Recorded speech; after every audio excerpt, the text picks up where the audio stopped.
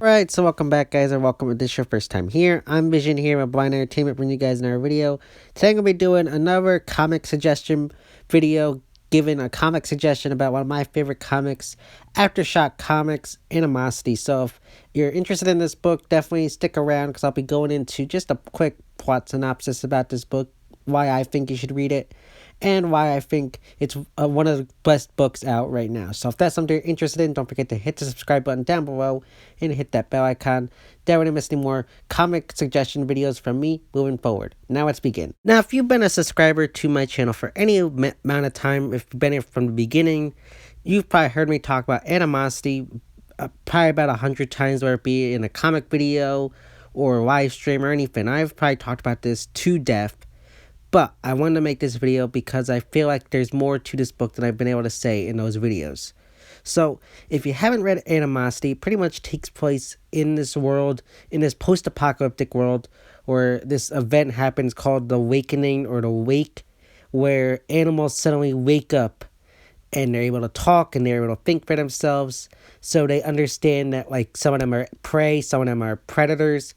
And some of them don't agree with that. Some of them don't want to eat their prey. Some do. So there's this chain of this change that goes on, where different things affect this world. And we pretty much follow this young girl named Jessie and her dog Sander.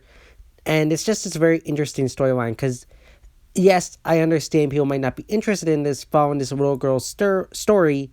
But it has a very interesting and more adult tone to it than you might think.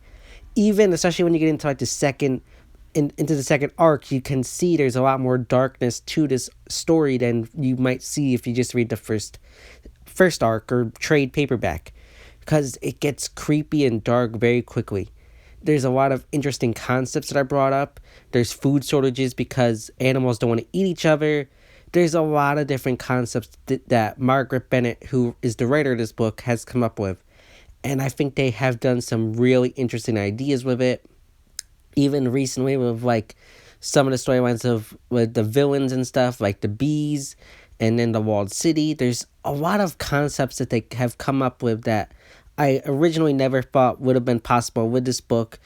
And I think it is one of the books, if you've seen the thumbnail, that I agree, it's one of those books that put Aftershock Comics on the map. If you look at Aftershock Comics, I know a lot of people look at it and think of Dark Ark, Babyteeth. Those are the main two people think about, at least in my opinion. But Animosity was probably one of the first and earliest books done by Aftershock, and it's still around to this day. Aftershock, for some reason, has a tendency to do 5-issue runs. However, we just got the 23rd or 24th issue out, so it's an ongoing series. I'm wondering if they're going to do something big for the 25th issue, because a lot of times comics do that. So I'm really hoping we get something big for that issue. But this is just a fun time. It's been optioned for a movie by Legendary, so I'm so hyped for that. And I'm just so excited. I just love this book. There's so much to love about this book. And I don't want to give too much away, but there's definitely a big secret within the book for one of our characters that they have in order to in the story. I don't know how to talk about it without getting into spoilers, but one of our characters is on a deadline to get Jessie across to where she needs to go.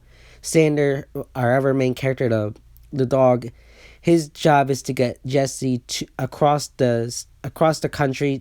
They live on the East Coast, and they're trying to get to the West Coast where her half-brother lives to make sure she's safe during this apocalyptic time. There's also, this little short story called Animosity Evolution, which follows his story.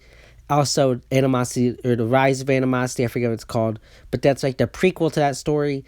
I feel like Margaret Bennett has done an amazing job with this book, and I think it's one of those books where it might look kiddie, it might not look like it applies to adults, but it really has some creepy adult concepts. Even right now with the snakes, who just gives me chills. They have some of the coolest and interesting concepts out there right now. I think when you look at this book, and how far it's come. I think it started right when Aftershock first came out, like back in 2015. Now it's 2019.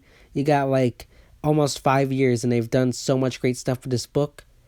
And I don't think it gets the appreciation it deserves. Like I said, it put Aftershock on the map. I don't think we would have gotten some of the other books that we have if it wasn't for Animosity. I think if it wasn't for Animosity, we probably wouldn't have gotten Dark Arc. We probably wouldn't have gotten Babyteeth, even though Babyteeth wasn't kind of came out around the same time as Animosity.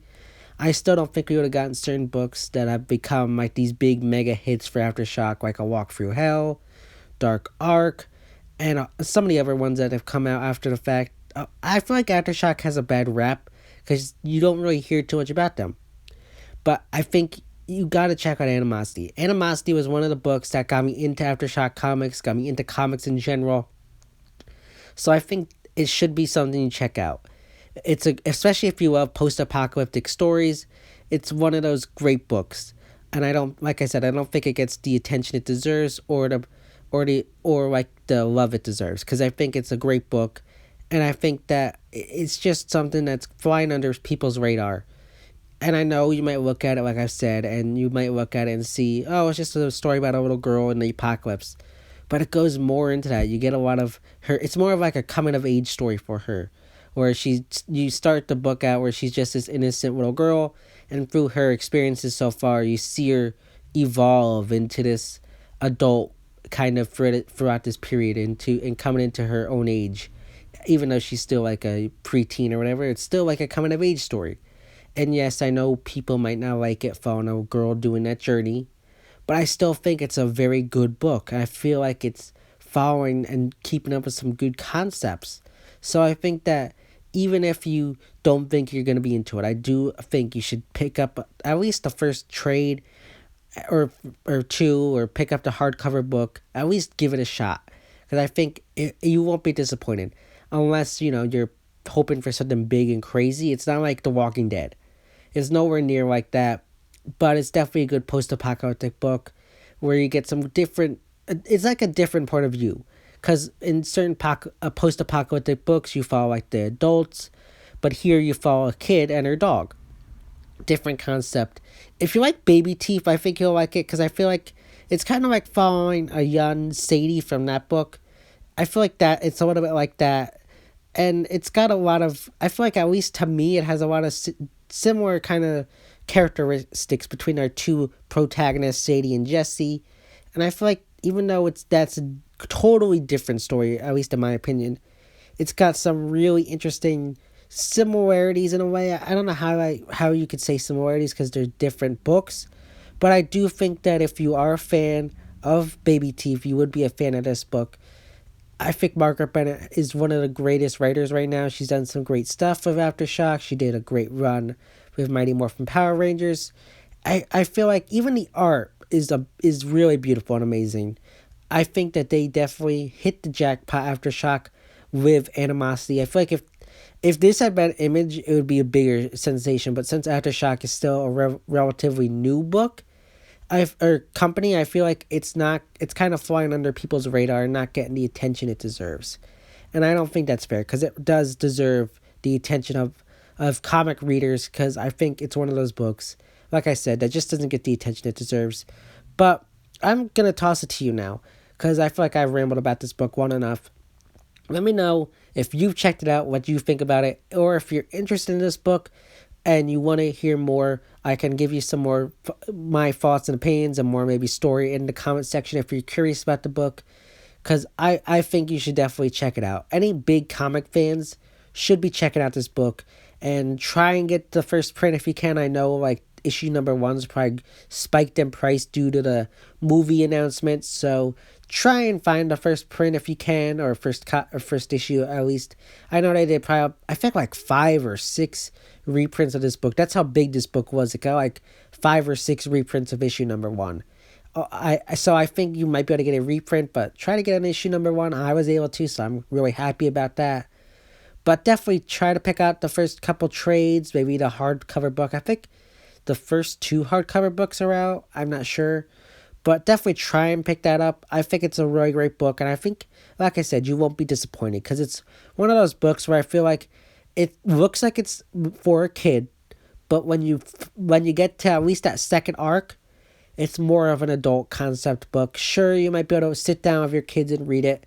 Might want to kind of cut out some images and stuff, that way they don't have to be traumatized or whatever. Because especially with the dark arc, or the second arc where you got like some like this villain that was like, you know, attacking people and killing these animals, and you actually get this shot in the second arc. I forget what issue it is, but you get this shot of like this the animals' bodies hanging from like being preserved by the villain. So definitely, if you're gonna give this to a kid, maybe read it beforehand, at least the issue, because I think it's got some adult concepts here and there, especially with the third arc, when you or the fourth arc, I think it is, where you get into the walled city and they're keeping women captive to bring on the next generation. There's a lot of interesting adult concepts.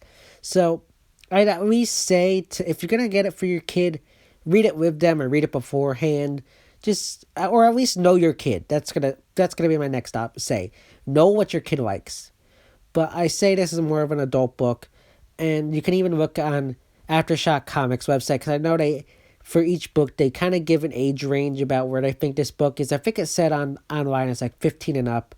So I don't know.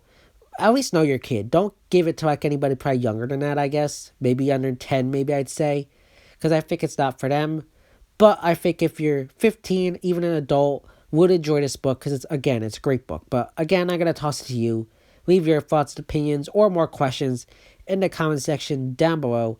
And I highly recommend this book again. So let me know again in the comment section what you think. Or if you have any more questions, let me know them and I can answer them, or reply back to you in the comment section down below, or just make another video. So let me know in the comment section. So yeah, guys, that's my comic suggestion video for Aftershock Comics Animosity. As always, if you like this video, don't forget to give it a big thumbs up and share. Don't forget to hit the subscribe button down below and hit that bell icon. That way you don't see more comic videos from me moving forward. And you go follow me on Instagram and Twitter, which I have linked in the About section of this YouTube channel. As always, it's been Vision here with Blind Entertainment, and I'll see you next time.